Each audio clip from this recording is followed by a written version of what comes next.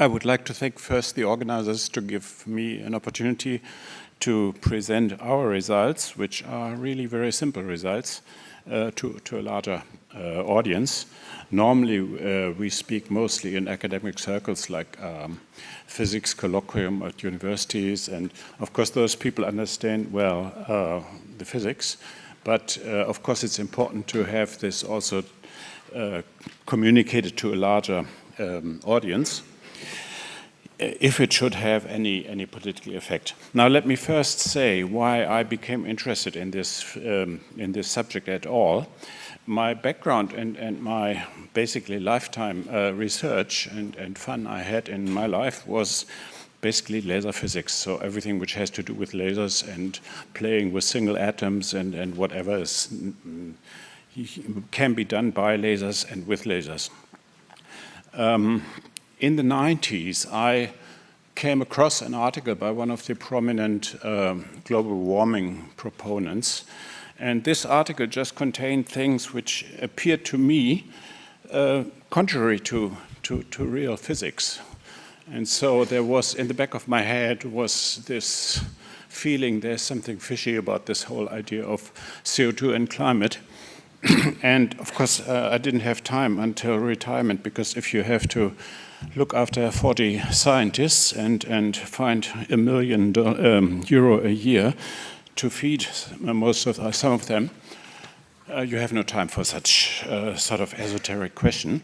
But, well, my retirement gave me a chance and time to look more closely into this question, and I really had this feeling now I have time to see what the facts are really and what is fairy tales. Okay, so I have made myself familiar, let's say, for about a period of 2 years with the subject. It's not so different from what I did before, because we had a lot of signal analysis work in the laser physics anyway. So it is concerning the mathematical methods very closely related. And after 2 years, I got in contact with colleagues or with people who had different background but similar interest. And after 2 years, we started to do our own research. And so what we started with is given in this title here. We do spectral analysis of climate data. And this shows that all climate change in the last centuries is due to natural cycles, and there's no discernible effect of human activity. Now, he has mentioned the 3 people who worked on this. This is the person who does most of the numerical work. This is an astronomer from Hamburg. Well, he's from Heidelberg, an astronomer from Hamburg, and me. And so what have we done? Well, as the title said, we have done spectral analysis. I explain what that is to people who are not familiar with that. We have published these things, so it's reviewed by international reviewers. In this paper, 4 reviewers, and the next paper, we had 3 reviewers, and the next paper is not yet out. We have 2 reviewers. This, in fact, we did together with some colleagues in China who are interested in the subject. Well, what motivated our research was that what spectral analysis means is really the looking for cyclic behavior, for cycles in the temperature evolution.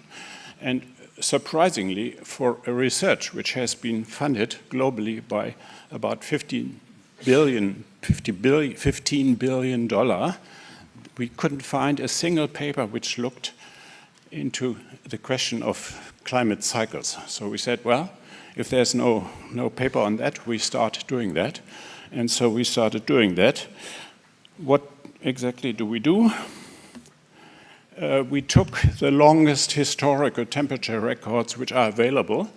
They are from stations in Central Europe, of course, because otherwise there was not much temperature documentation. And these go back almost to 1750. And so we have the longest records, and that gives us some material to look for cycles. Now, here's given the 6 stations which we found have the longest records in Germany, Paris, and so on. What you see among these different records is that initially the temperature was high. It dropped to around a minimum 1870 and then went up to today. This is the same for all stations. So we are allowed to do what you always do. If you do a global temperature, you average temperatures from individual stations. And if you do that, you come to this black curve, which gives the so to say a Central European temperature record. And just for comparison, that this is not just a Central European issue, we have plotted in blue temperatures from Antarctic ice cores, which were recently derived. And we see that basically also they have this minimum and go up. So we conclude that our stations in Central Europe are, representative for the whole global system. Recently, we have been able to prove that further. Okay, now we have these data, and now we look for cycles. We take what is called a spectrum, and it's mathematically obtained by so-called Fourier analysis or spectral analysis. And what we see here in this graph is several maxima. In spectral analysis, each of these maxima in such a spectrum corresponds to a cycle. So we see the evolution is really given by a lot of different cycles, and particularly this strong one. Now to explain why this is important, CO2 is definitely not cyclic, but is monotonically increasing in time. So we expected really from a spectrum like that, something which is flat like this red curve or this blue curve. But on the contrary, we see that all we get is cycles. And there's very little to see of any, let's say, monotonic increase, which would be caused by CO2. Now, to test that more precisely, we have just taken the opposite approach. We take the 6 strongest cycles. Maybe I should just give a time picture for people who are not so familiar with Fourier transform. So each of these maxima corresponds to such a cycle, and the whole climate evolution then is the sum of these cycles. So this is just, in principle, not quantitative, just to explain the mechanism. Okay, we have taken now the 6 strongest cycles which we find and retransformed them to the time domain, and the curve we get is the red curve, and the black curve is the measurements, a little bit smoothed by what you call running average to get rid of some noise. And what you see here is the 6 cycles which we choose, the strongest, are already representing the reality almost perfectly.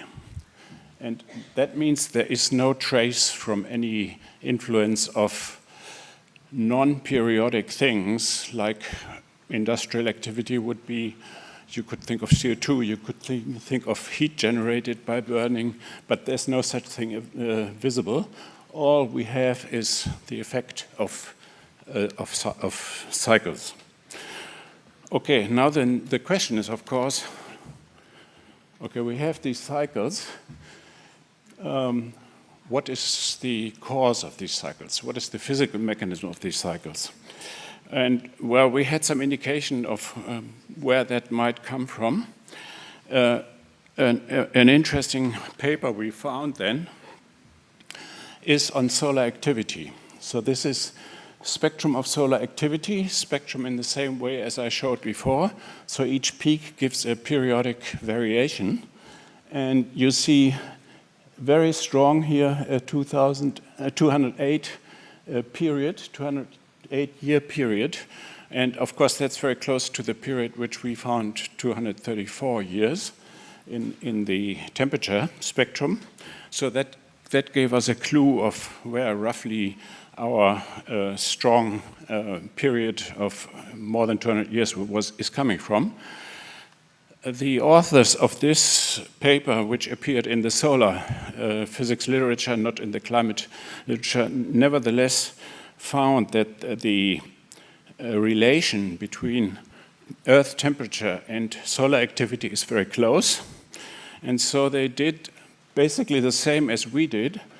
They reconstructed the time variation of the solar activity by just adding the strongest cycles, as we did.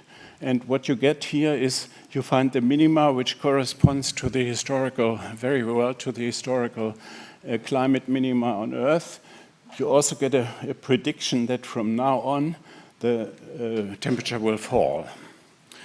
Okay, so that gave us a clue where this strong cycle, 200 plus years cycle, is coming from. It is related to solar activity. And of course, the mechanism is just what we heard in the first talk. It is the ionization of the solar wind, which is corresponding to the solar activity. Okay, now, as I said, maybe I should go backwards a little bit. As I said, we have data of the temperature measurements of 250 years, and we infer a cycle of about the same amount, of the same length, which is mathematically unsafe. So to make it clear, the cycle which comes out mathematically is an oscillation of this period. But we see in the data only one period, so that's not sufficient to know exactly if it's really periodic. This might be a one-off event. So we have to have temperature data which cover a longer time. So what we have done, we have taken proxy temperatures which are from tree rings, sediments, stalagmites, all kinds of things. There are two large collections of such data which create a temperature scale for the last 2,500 years, two different collections. And here's just given from where the geographical locations from where the data are coming. A large number comes actually from Austria, from tree rings. Okay, now this is where the proxies are coming from. Here we have a comparison of one of the temperature sets in blue with a periodic sine wave of 200 years. And you see, if you look at this picture closely, you see there's a very good correspondence. Every maximum corresponds to a maximum in the sine wave. Every minimum corresponds to a minimum in the sine wave. There's one exception, but overall we can have a good indication that for 2,500 years, the Earth climate has had a periodic change of 250 years. And this is very well known in the solar literature. The solar literature, this period is called the de Vries cycle, after the person who discovered this long ago. And so now we have a good proof that our period, which we find from the limited data length of the historical temperature measurements, is really something which is real and not just an artifact of the mathematics, because now we have here a record of 2,500 years. Now, here I have plotted the sine waves, which are corresponding to the two different data sets in red and green. And I have superimposed the Antarctic temperature measurements.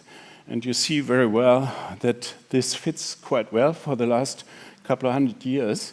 Also, it agrees in the sense that from now on we have to wait for temperature minimum around 2000 70, 80. Not at all temperature going up, as is always claimed in media, but in fact the temperature will go down. And I come back now to this curve. What we see here is, for one thing, the 200-year cycle, but we see also another cycle, which is exactly the cycle of 65 years, which was mentioned in the last talk. It is a very, very well-known terrestrial oscillation, has the name AMO-PDO. It's an oceanic oscillation. This modulates the overall temperature change by about plus minus 20%. Now, there's a few interesting things about this. At the moment, we have either, as mentioned, either stagnation of temperature or actually decrease of temperature on the Earth since 15 years. And in the literature, or among the climate scientists, there's a lot of discussion what is the reason for this decrease, while one would in fact expect an increase. And so there have been given 50 different reasons for that, most of them contradicting each other. In fact, now this is really very simple. It's trivial. It's the decrease here is nothing more than this oscillation of 65 years superimposed on the 200-year oscillation. And this particular steep increase, which is by climate catastrophists always cited as proof of CO2 influence, of increasing CO2, increasing the temperature, is also nothing more than the superposition of these two cycles, of the increasing slope of the 200-year cycle with the increasing slope of the 65-year cycle. So basically everything we have here is very easily explained by just two cycles. Okay, now I just recently found some work which confirms our results by completely different methods. Here's given the CRU temperature scale in red. It starts only here because the official statements try to avoid the insight that temperature was dropping from 1800 to 1870, so they always start around 1870. Okay, you see this 200-year cycle superimposed with the 65-year cycle gives exactly the world temperature history, and it's exactly the same result we have, but obtained by a completely different method. Okay, this is just to give you a picture again about this is measured data. We are at the moment here. This is official predictions, and of course in reality it will go like this. So we expect this next minimum really at 2035, so we will be living at that time, so we will experience that at that time. Yeah, what I wanted to give, but I have not time for that, there are many papers which give a clear indication that CO2 cannot play a role among others. This paper, there are, even if you go and do very simple numbers, you find that the official statements are contradictory. I wanted to give a little bit of this, but well, I have data here on sea level change and everything, and everywhere, let's say, CO2 turns out not to play a role, except for food production, as we have heard. Now, these are the conclusions of my talk. Climate change during the recent centuries is periodic. Warming since 1870, which is always attributed to CO2, is in reality caused by the roughly 200-year solar de-Vries cycle, which is a well-known cycle for the sun, known. And the present cooling and increased warming of 1970 to 1997 is due essentially to the 65-year period cycle we heard in the last talk. And measurements show no trace of warming by CO2. All change is natural. So thanks for giving me the time, and thanks for the audience.